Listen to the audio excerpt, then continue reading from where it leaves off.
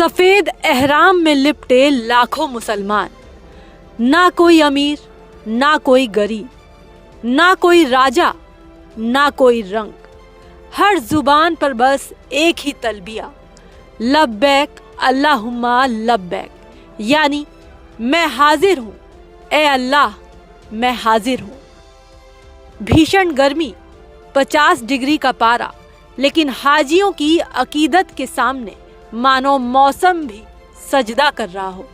साल 2026 की दुनिया की सबसे बड़ी आध्यात्मिक यात्रा यानी हज की सोमवार से औपचारिक शुरुआत हो चुकी है। इस्लामिक चंद्र कैलेंडर का आखिरी महीना जिलहिज्जा होता है। 8वें जिलहिज्जा को हज का पहला दिन माना जाता है, जिसे यौम तरविया कहते हैं। इसी दिन लाखों हाजी सिटी ऑफ टेंट्स यानी मीना पहुंचते हैं। दूर से देखने पर यह इलाका सफेद समंदर जैसा दिखता है। यहाँ हाजी 5 वक्त की नमाज पढ़ते हैं, कुरान की तिलावत करते हैं और दुनियावी भागदौड़ से दूर होकर मुहासबा यानी आत्ममंथन करते हैं।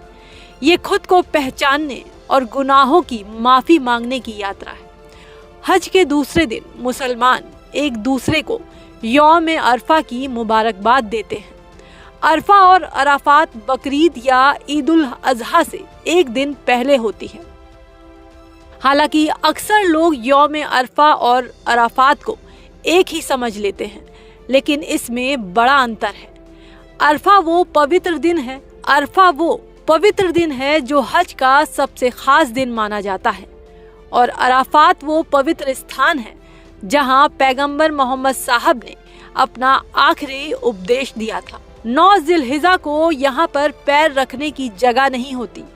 मान्यता है कि सच्चे दिल से यहाँ की गई दुआ कभी खाली नहीं जाती। मीना के बाद 9 जिलहिज्जा को ही हाजी अराफात के मैदान में पहुँचते हैं। इसे हज का सबसे अहम दिन माना जाता है। हज यात्रा के दिनों में अरफा का दिन सबसे खास है।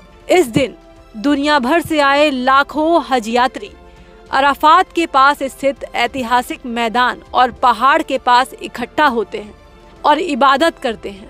इसके बाद मुज़दलिफा में रात बिताई जाती है और फिर रमी अल जमरात यानी शैतान को कंकरी मारने की रस्म अदा की जाती है।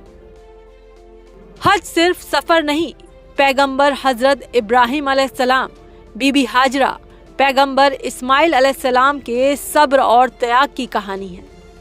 रमी के बाद यहाँ कुर्बानी की रस्म निभाई जाती है, जिसका गोश्त जरूरतमंदों में बांटा जाता है।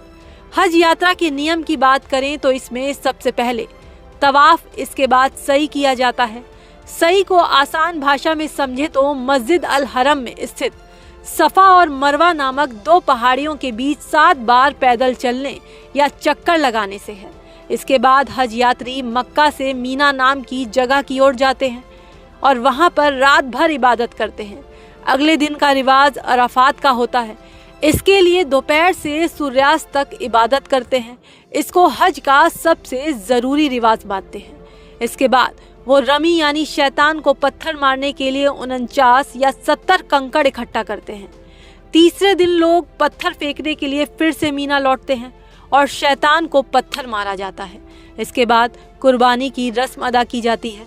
पहली रमी के बाद हज यात्री कुर्बानी करते हैं। इसमें वो बकरी, भेड़ या फिर किसी अन्य जानवर की कुर्बानी देते हैं।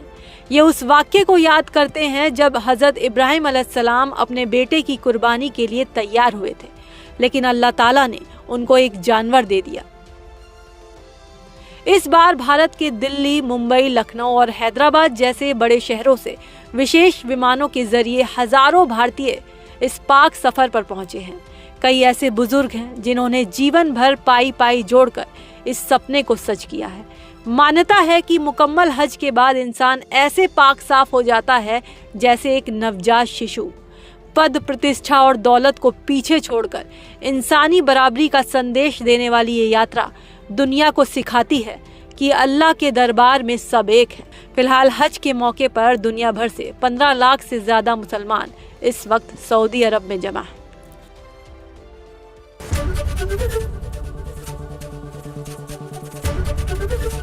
एबीपी गंगा, खबर आपकी, जुबान आपकी।